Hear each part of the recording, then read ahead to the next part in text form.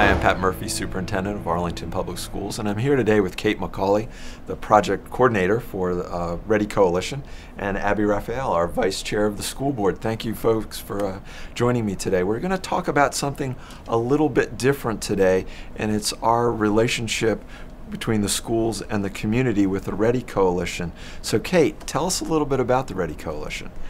Well, the Ready Coalition is actually sort of the umbrella of all of the efforts that are going on in the county related to trying to reduce teenage drug and alcohol use. We are part of the Partnership for Children, Youth, and Families, using the developmental assets idea of doing prevention work to try and help teens make better choices. Right. You guys have been doing some other work, and we have a little bit of a clip we want to have a lead into. So prep us for that clip.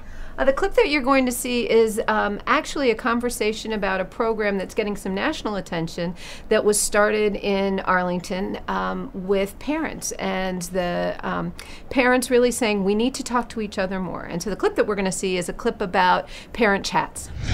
So Arlington, Virginia's Ready Coalition decided to put a new spin on an old idea and create ways for dads and moms to interact. Our hope is that by creating the time and space for parents to come together and talk with each other, that they'll feel more empowered. And I've talked to her about that, some of this, and also, the whole Facebook explosion where, stuff gets said, and, that's one of the dangers I think we all are starting to recognize. And the parent chats were born, kind of a play date for grown-ups. We get one or two people to offer to host their friends coming into their homes, and it usually looks like a dessert party or something like that. And folks come into their homes and they just talk about the issues that they're facing in raising teenagers, what the risks are, what are things that work, what are things that haven't worked, and they talk about it. I think some of it is parents knowing that they're not the only one, because the kids will say, oh, no one else's parent calls, no one else's parents going into the house. But if you talk to each other and you realize, oh yeah, other people are doing that, and that's okay, and that becomes sort of the norm and the expectation, it helps. It's sort of like, peer pressure for parents, where we're supporting each other in a positive way to say, okay, this is the way we're all going to, the expectations we're going to have for our kids. What is this really about, though? You could see from the clip that there was a lot of engagement. At the base of this, what do you think parents need to really engage on this for?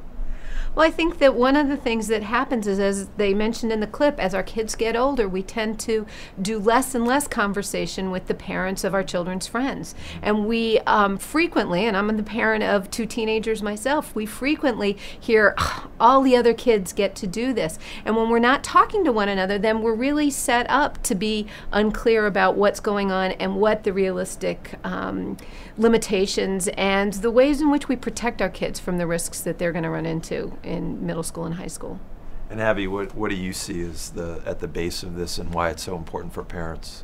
It's not easy raising teenagers. There are so many temptations out there, and parents feel like they're alone. They're the only ones who are setting the boundaries and are dealing with these issues. And as soon as you get together with a group of parents and start talking about it, you realize, I'm not alone. Everyone's going through the same thing, and it really helps you ultimately in talking with your kids about these issues. Right.